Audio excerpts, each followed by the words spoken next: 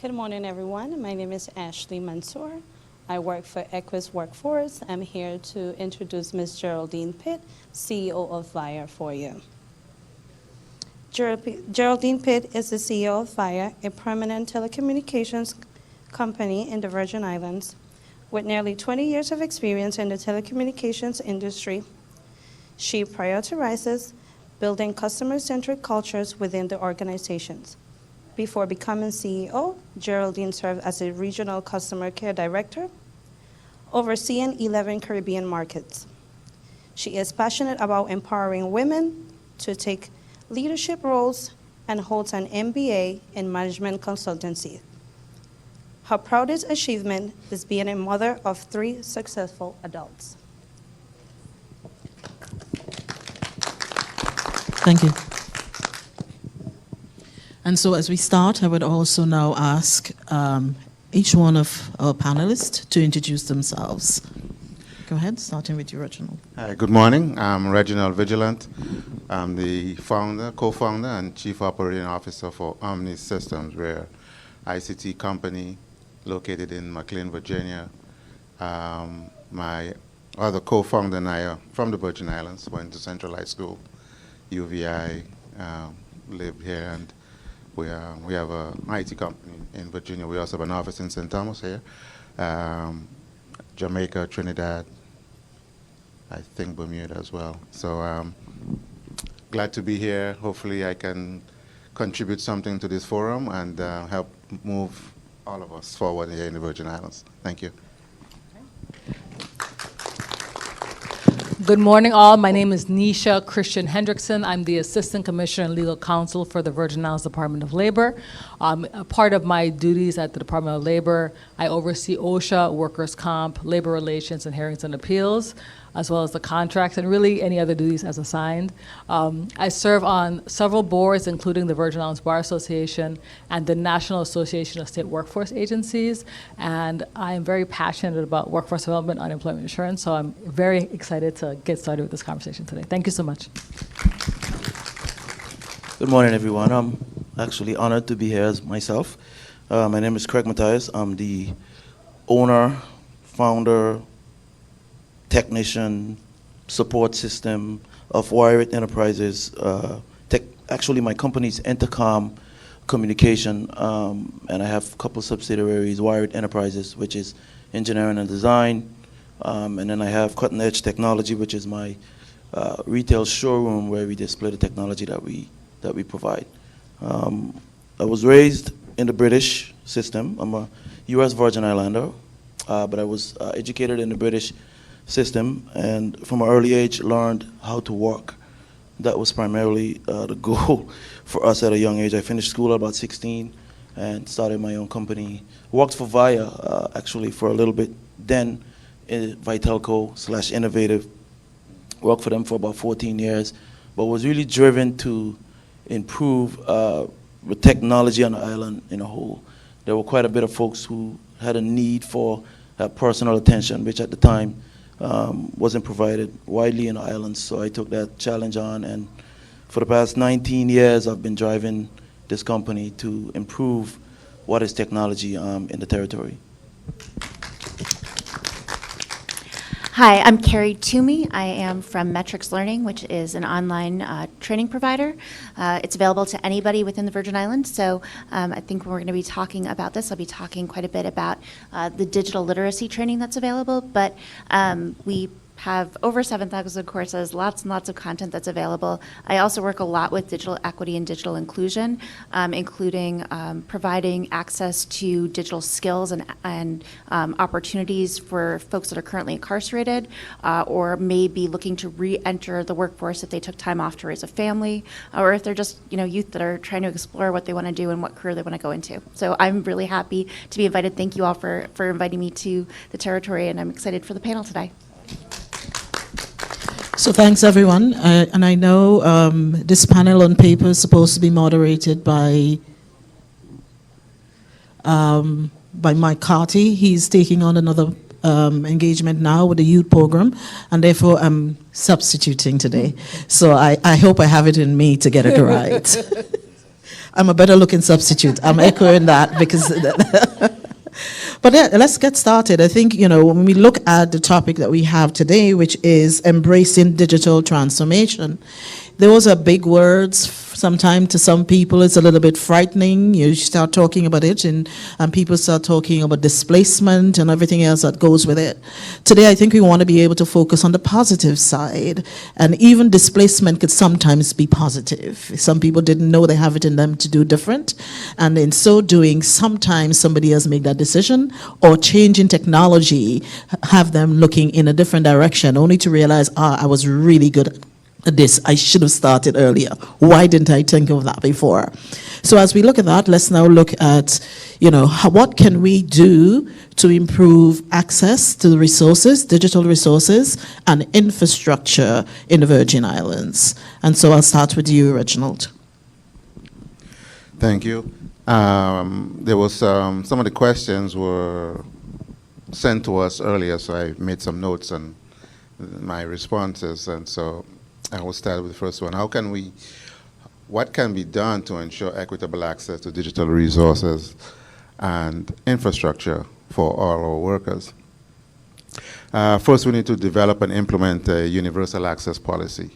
Some of the things I think, so a combination between government, private industries, public-private type of partnership that would help build and design policies and prioritize them to promote equitable access for an infrastructure for our constituents. We should improve the broadband infrastructure. Again, it's going to be a marriage between government and private sector, how to invest and improve the infrastructure for all our citizens. Provide financial support. Government and organizations can provide financial support, such as subsidiaries and grants to individuals, communities who cannot afford digital resources or infrastructure. We should promote digital literacy and skills training. I think one of our colleagues here has a skills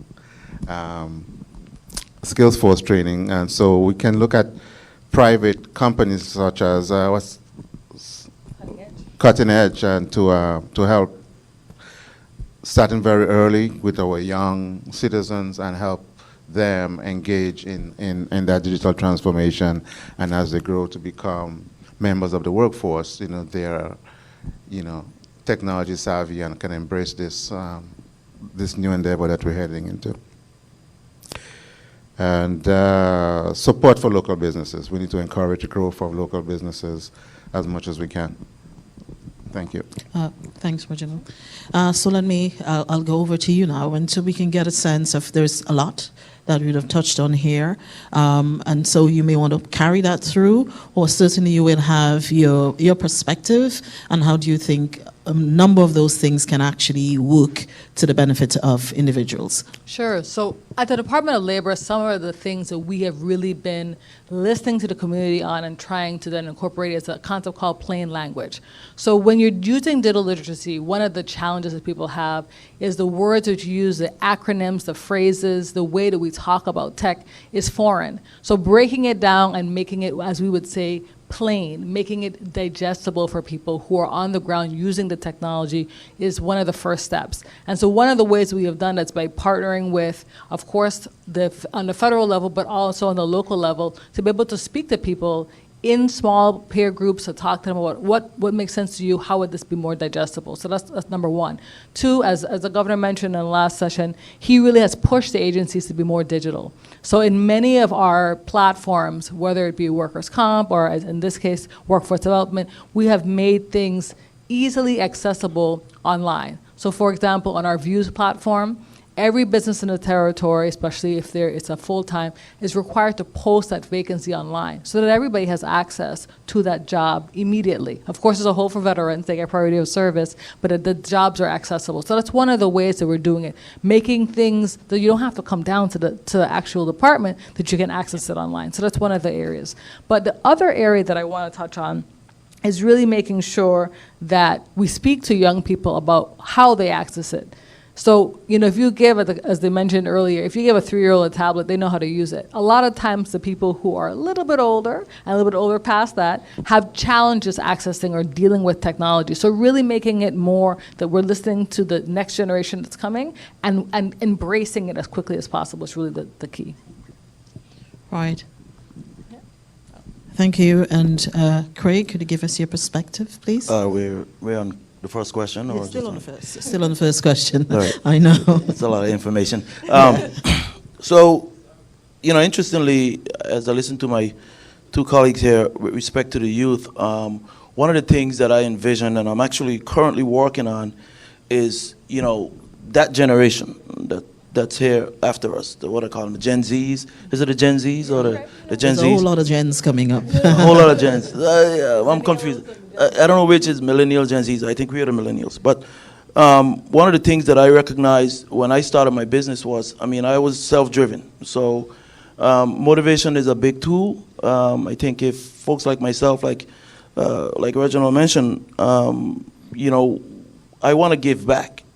I want to give back to the youth. And so one of the things that I'm planning on doing is I actually created a space within my cutting edge technology showroom where we're going to actually give back to kids on the technology level. So we have quite a bit of colleagues who do the same thing I do, guys that are certified in different systems. And we can actually train kids, and we're looking at from 9 to like 18 and even up to the freshman college level, because one of the things is kids can't afford to go to college, and so I believe that from a digital, because this is where we're at, I observe kids playing video games, they're looking at the screen and they're typing like crazy.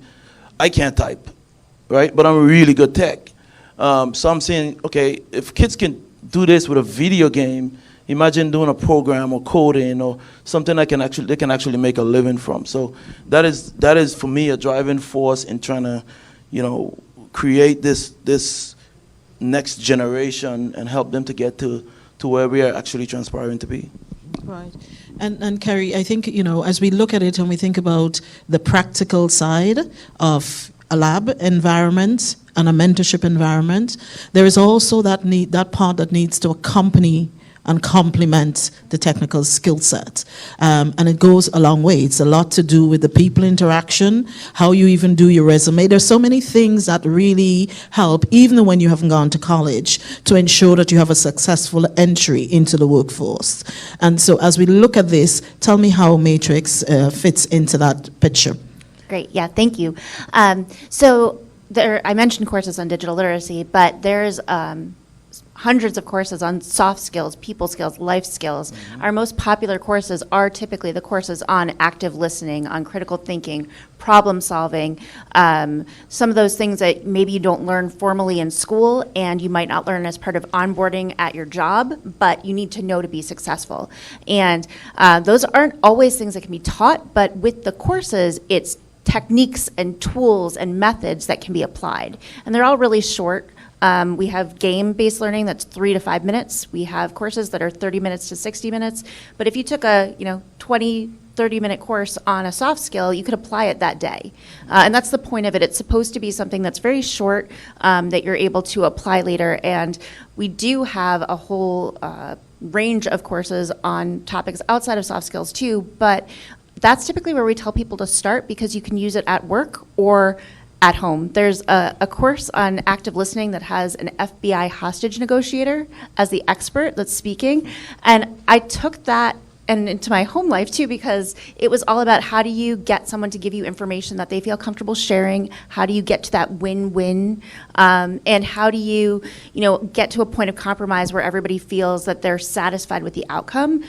You're not going to be an FBI hostage negotiator, but it is something that you could take when you're in the office or when you're out in the world and apply. And so those are just some of the courses that are available. There's over 7,000, like I said, and this is an investment that the Department of Labor has made in what's available within the Virgin Islands. And so I think that's part of providing that level of access to digital resources, because it's available 24/7 anywhere you have access to a mobile device or a computer. So if you don't have a computer, you can still take these courses on your phone or tablets, and it's anytime. So it's really something that is expanding that equitable access, because it's removing the barrier of going in person, but it's not replacing it.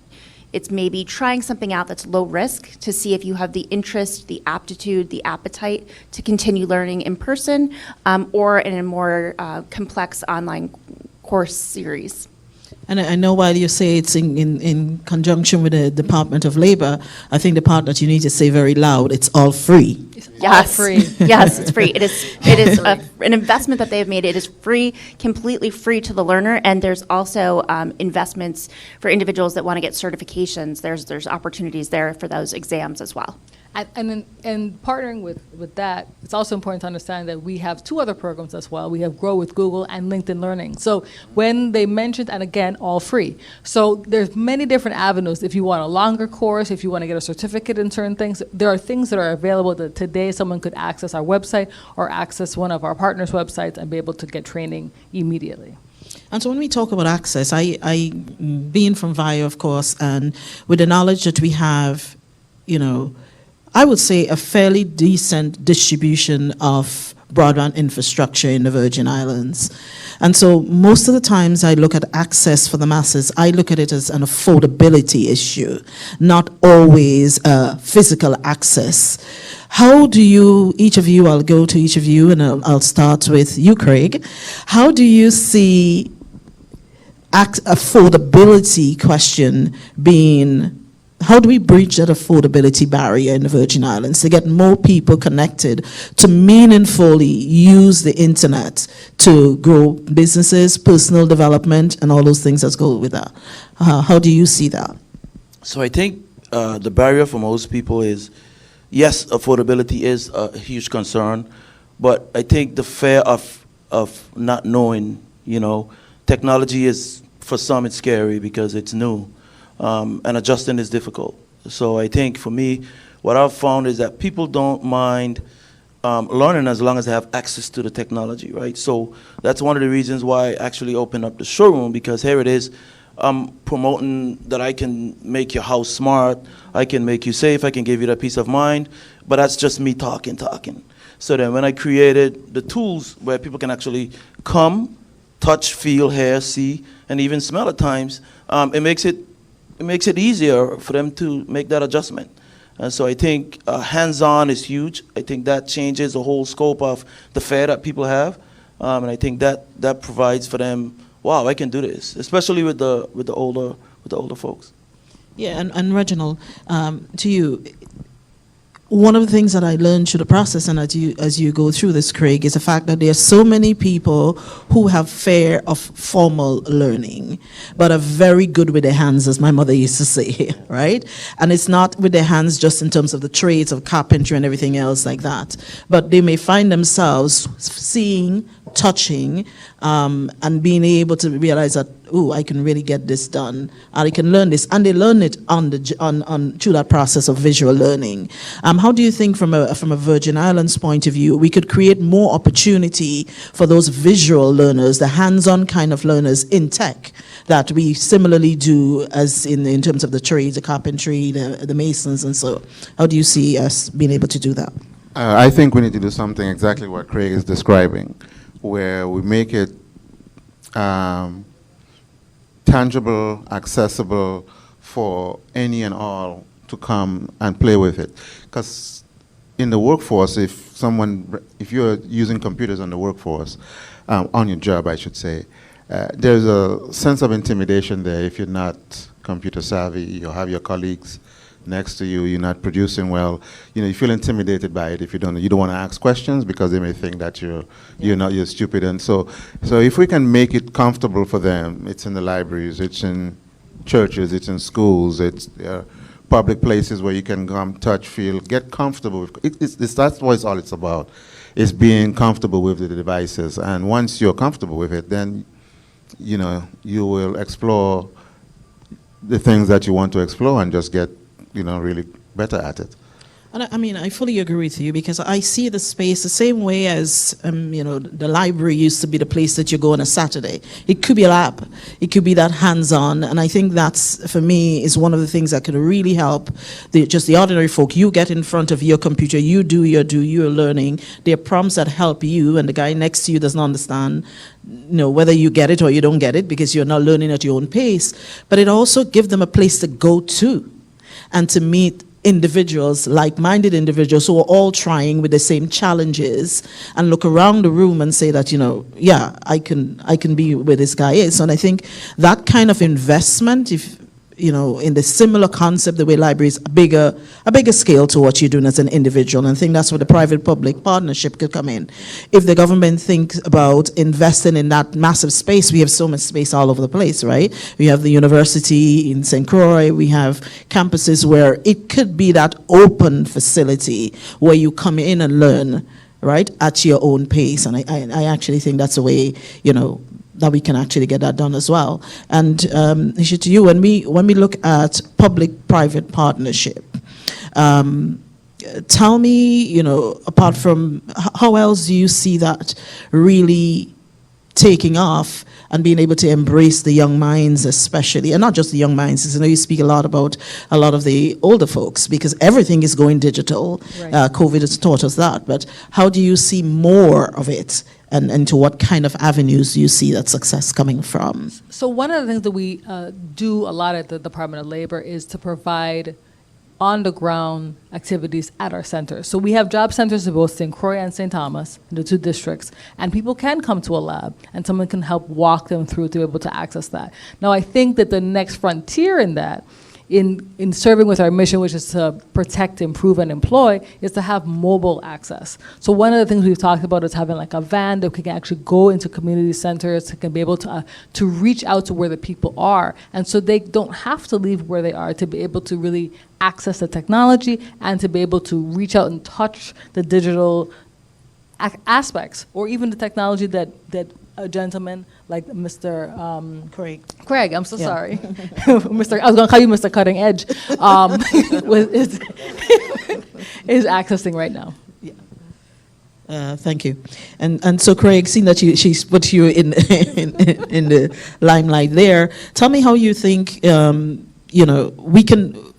we can really make a big impact, because at the end of the day, so while we can do a lot of the mobile, you probably find a lot of the youth may not want to go into a smaller mobile environment. They almost want that big scene, it is a whole lot of music, a whole lot of lights, green, red, gold, everything, blasting, everything, and in their own way find a comfort zone that they almost find in their bedrooms, if you want to say so, without the bedrooms, to learn, but to meet other people. It's a social event, right? Yes. That's what they like to do, other than just the party or the rave or what we have in the morning again, Juve, or whatever it is.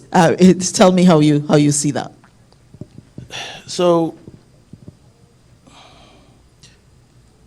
Henry Ford once said, whether you think you can or you can't, either way you're right. So it's about perspective, right? So in terms of the youth, where they're at, and going into the communities is one thing. That may not be as effective as, let's say, providing a classroom, not necessarily a classroom per se, chairs and tables, but the technology is there, right there for them to touch and play with. I think, hands-on is always going to be the most effective tool, the most influential one, because then here it is, I can actually do this. This is achievable.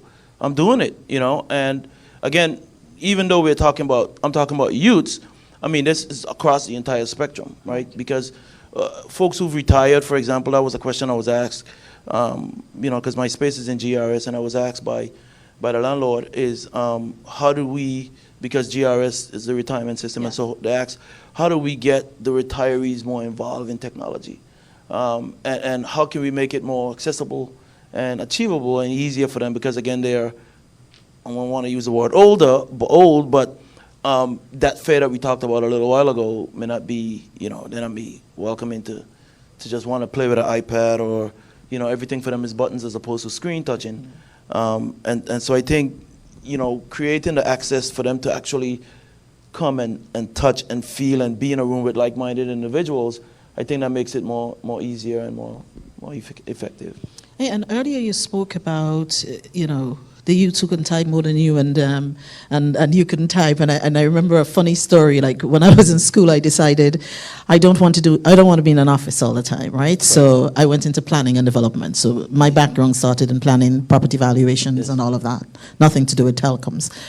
But the funny thing about it is, and by extension, when you didn't want to do that, you just didn't do any office. What did you used to call it at the time? I don't know. Young people may not know. I think it's office practice or something like that. He used to office procedure or something. And I decided I wouldn't do it. And then I went to school in Jamaica, and we had to do our papers, and it had to be typed. All hell break loose. So I had to get the secretary in the office to do that. We paid her to do it. And I would never forget that one afternoon we were going through the papers as a group, doing this big group assignment. And where is page 12? Chooks, where is page 12? Nobody can find it. The garbage has just been collected.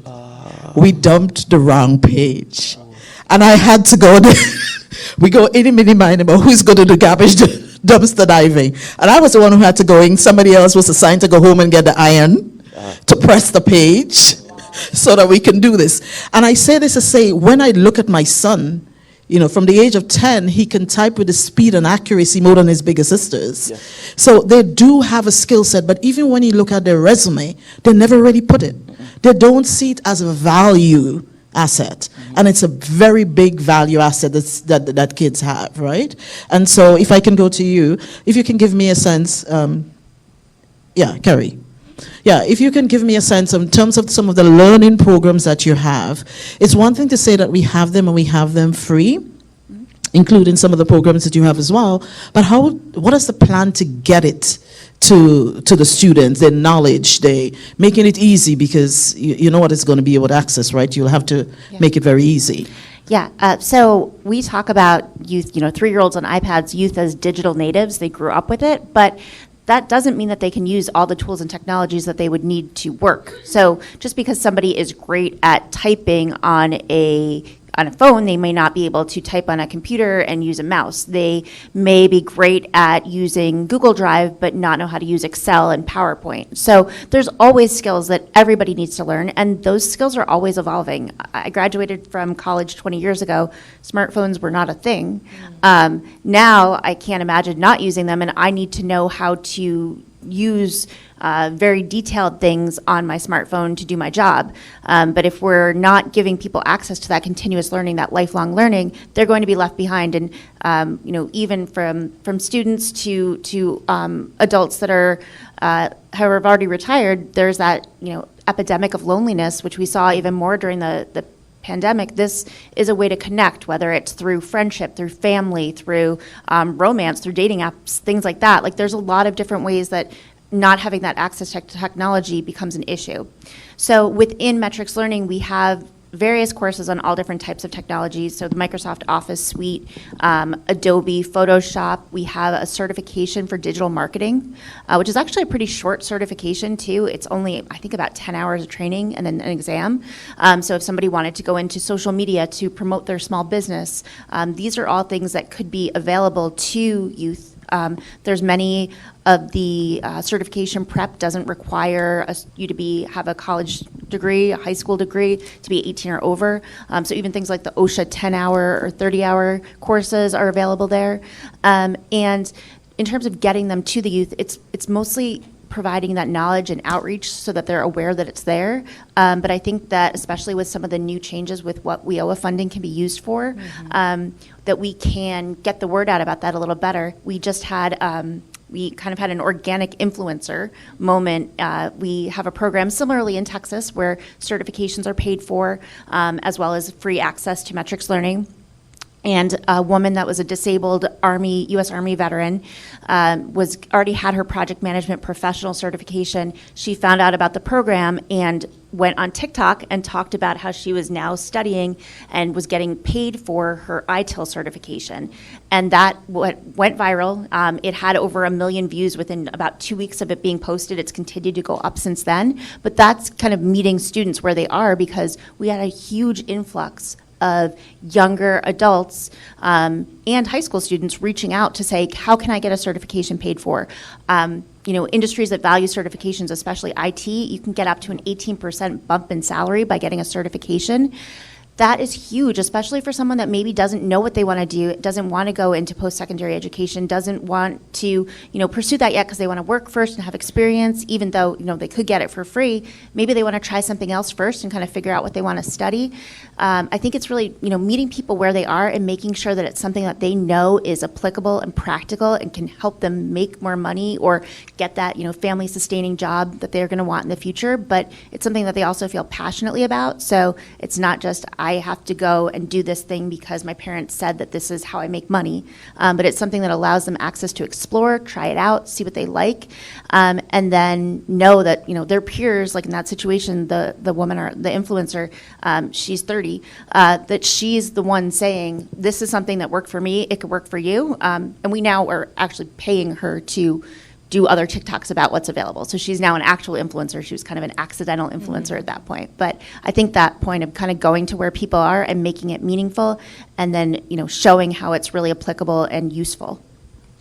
Right, and so I'll go back to you, Nesha. Yes. Can you give us? So just to give everyone a VIYA, which she mentioned, is the Workforce Innovation Opportunity Act. And basically, it's one of the funding streams that we have at the federal level that gives dollars in different areas. And what Kerry is mentioning is they recently came up with some information, let's say it, from the federal level that says how you can use the money differently. And how you can use it differently is in many more arenas, including hiring influencers and paying for billboards, and to really help us to get our word out more. And so one of the things we find a lot in the space is exposure. People just don't know about the gems that we have like right here in our pocket. And so since they don't know about it, they can't access it, number one. And number two, a lot of us become Zoom experts because we were on Zoom for hours and hours and hours, but we weren't before. So like, for example, oftentimes I'm helping my mother through something and I take for granted. I've been doing Teams meetings all day long for sometimes 8 hours. She's not accustomed to it. So she needs to have somebody walk her through. She's not dumb. She has a medical degree, but she needs someone to walk her through it step by step. And we have to do the same thing for other people who are in the digital literacy space. So that's something we have to sometimes step back and not take for granted the tools that we use as the same way as that a younger person who's 2, 3, 4 as a native would just take for granted as well. And Reginald, talk to me about another issue, for example, internships. Internships. Before I get to internships, one of the things I want to make a point here as we're going through, we're talking about this digital divide and teaching younger folks. There's a segment of the population that tends to be ignored, and those are the ones who have some sort of disability. And technology has come so far now that they can be make viable contributions in the workforce with their disabilities. You have those who cannot hear, cannot talk, cannot move. There is, one of the greatest physicists who ever lived, Stephen Hawking, he spent 80% of his life in a wheelchair, and all this technology that we have in terms of quantum physics and black hole and some of the things, he discovered. And so someone looked at him and looked at his disability and said, I'm going to look beyond that because you have a brain. And if you have a brain, you can be a contributor to society and improve mankind. So I just want to put that point out there that we need, and that gives you a larger workforce to work with as we try to move the Virgin Islands forward. Back to your question. Internships. Well, one of the things, Omni Systems, my company, we've always done internship here in the Virgin Islands. Matter of fact, we've brought some students at our office in Virginia a few times. We did some work at the University of the Virgin Islands, where we had some students there. We once had a scholarship, So it's something we've always tried to do and build. Obviously, we have to fund some of those things ourselves. We've tried to work with the government and still trying to do that. Because I think we have a wealth of I know we have a lot of resources, a lot of knowledge, and we can use those skills and to bring younger folks to where they're trying to go. This is how I started. In Central High School, eons ago, when I was at Central High School in St. Croix, someone brought a computer into the library one time, And the group of us just decided to start messing with this Apple computer. And I was trying to become a pilot when I wanted to be a pilot and a doctor when I, when I was growing up, and those were my aspirations. Myself, my business partner, and some others, we started messing with this computer, and became, fascinated by it, and we continued to work with it. Within a couple of weeks, we were teaching our teachers how to use this machine. We would go to the University of the Virgin Islands while in 10th grade and teach the professors there how to use the Apple computer to teach their courses in the Virgin Islands at UVI, CVI at the time. And that interest grew because it's there. I had access to it. And so those are the kind of things that we were talking about.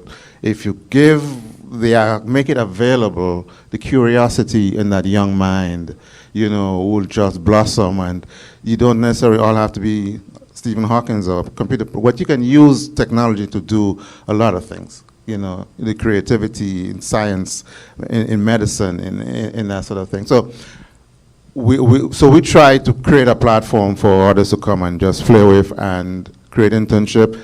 While they do some of the things that we require them to do to get the job done, we want to make sure that we don't stifle the creativity and allow them to just be free and do the things and discover themselves and whatever else they might discover to make us all better.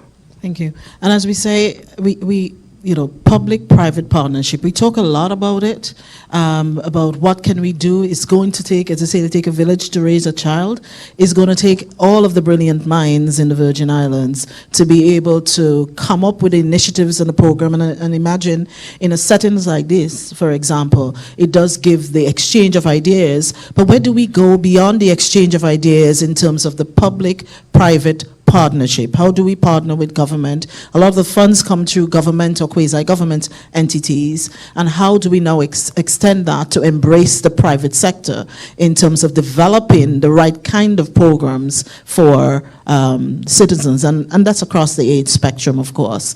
Nesha? That's a great question. So one of the things that we have at the Department of Labor it's been really around for 2 or 3 years is called the apprenticeship programs. So what an apprenticeship model really allows you to do is to have classroom learning or a curriculum that is tied with an employer. So that assists that an employer would have a job day one for the individual, but they would train them from the start. And we actually, the department, because we braid funds, can supply up to $8,000 for the training program. So the employer wouldn't have to do all of the work, but they would partner with us with the curriculum. That's one part.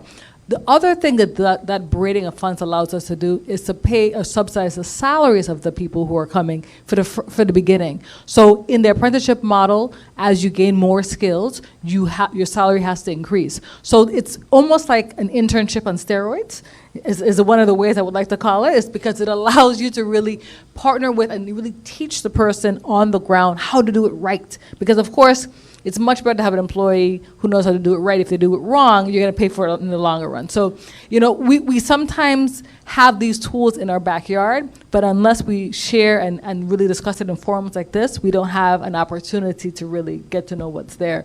I think about the fact that when I graduated high school, you had to be able to type at 95 words per minute with 100% accuracy to graduate. And that's, a thing of the past. But that's because someone said, okay, we're going to put this policy into place, we're going to put this system into place, and we just have to continue to do that for the next generation. Thank you. I'm not sure who's doing our time check, but you are. But as we go down the same line of public-private partnership, just let me hear from you, Craig, and also from you, Kelly. On the public-private partnership, how can we do this on a bigger scale?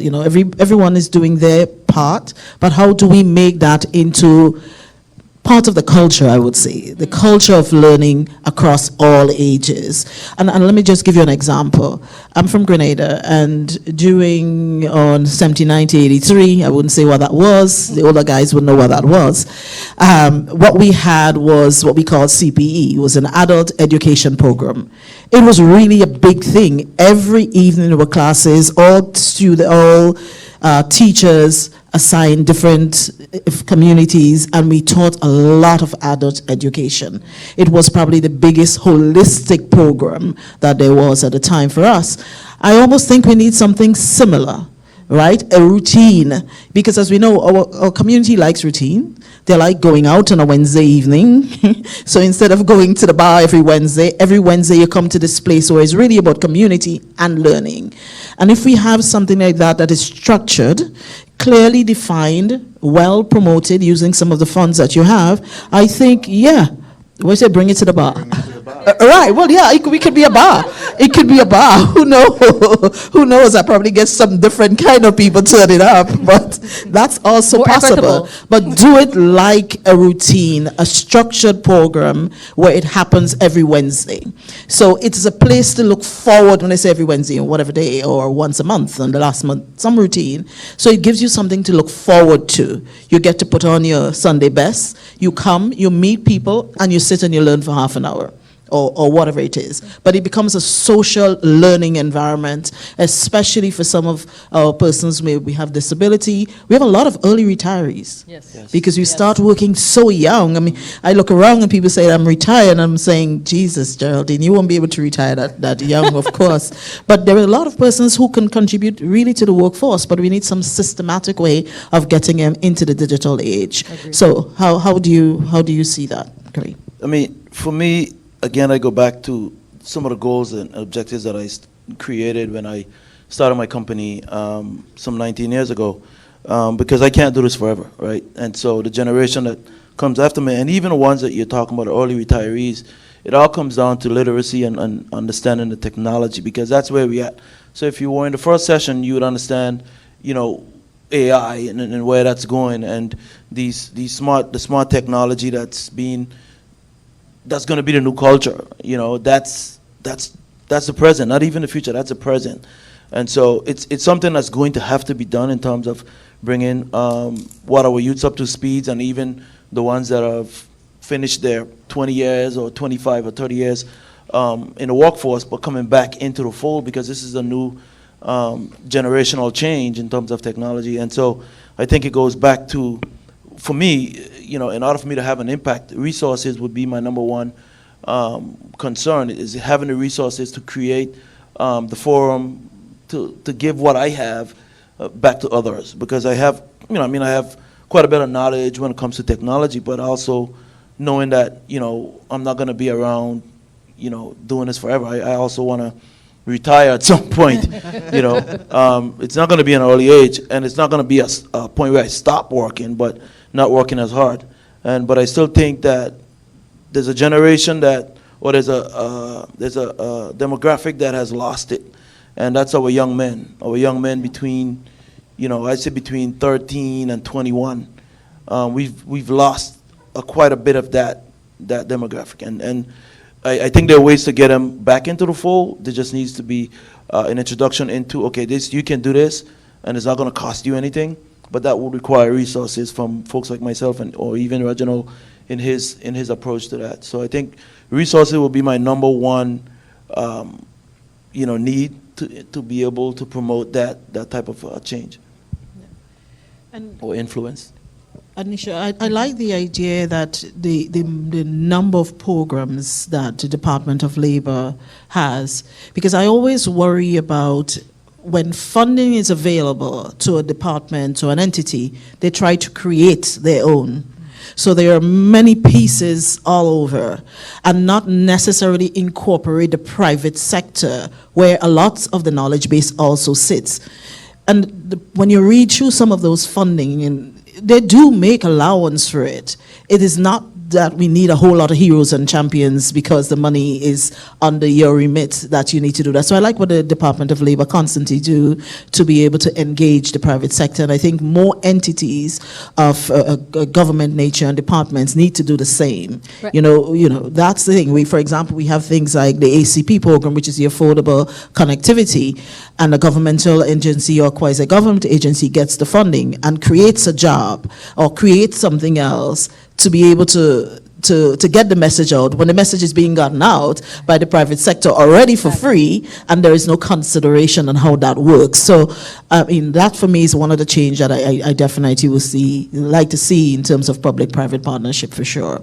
The apprenticeship model is so key to that because it's really employer-driven. And one of the things that we try to do at the Department of Labor is really be the connector. The private industry are the experts in their particular sector. So why would we reinvent the wheel if you all are already doing it the way that it's going to be best, and it's already reaching people? You don't stay in business by doing it poorly, right? So the best way for us is to be able to partner with each one of the sectors and then to really connect all areas, including what we would call the incumbent worker. Those are the people who are already on the job. We're trying to upskill them, trying to reskill them to get to the next step, whether it be better connectivity, whether it's going to be better connection to technology. I mean, that's really our role, is to facilitate that because and then get out of the way. Because at the end of the day, those are the connections that are going to lead to better gains in the future. Thank you, and I think we'll wrap up. So I'd just like for each of you, based on the general topic, if you want to give a final statement on the direction in terms of enhancing learning and development through technology. Quick thing I would like to add, again, you mentioned our young men. I do some work with EDA. They have this entrepreneurial program they do every year. We've been the lead sponsor for this program from its very beginning, Omni Systems. And last year they did not do it because of funding issues that they could not get some funding from the local government. But that's another sector of where I think we have talent that is being wasted.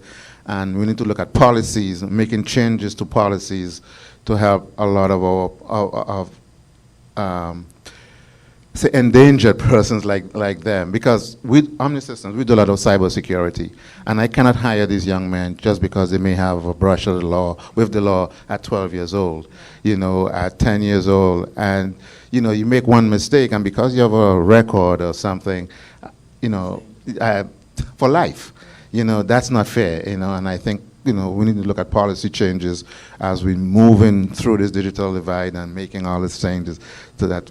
So everybody comes along with us. So in closing, I would say I totally feel your point. I was a former public defender, so I definitely talked to and dealt with individuals on a regular basis. And one of the paths that we usually share them to is entrepreneurship. That's one of the areas that we can also assist in connecting people to that. But I would close with the plug to the Reginald Department of Labor is here to really serve the community. We can be reached at www.vidol. We really want to be able to empower and to connect, assist in having programs like Metrix Learning, Grow with Google, LinkedIn Learning. We really want to make sure that we assist the public in making those dreams, really become a reality. So thank you so much. Thanks. Great.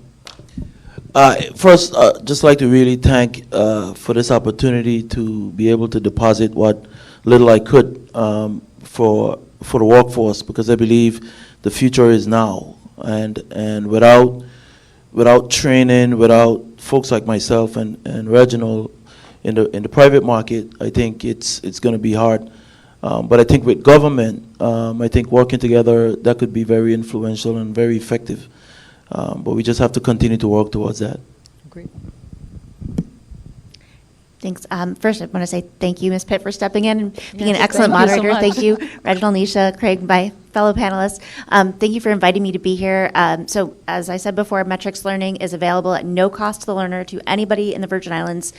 If you want to use it for yourself, your friends, your family, anybody, if anybody wants to know more about it, please come see me. There's also information available online. There's a huge amount of information that's there, and it is available 24/7 anywhere you have an internet-connected device. But also just to say that this is something that's always going to be evolving and changing. Technology is always growing, and we want to make sure nobody is left behind. Specifically, Metrix is always getting new courses and games. The game-based learning is always being added, new games, new certifications. So if you think that that's something that might be of interest to you, please check it out. But mostly, we don't know.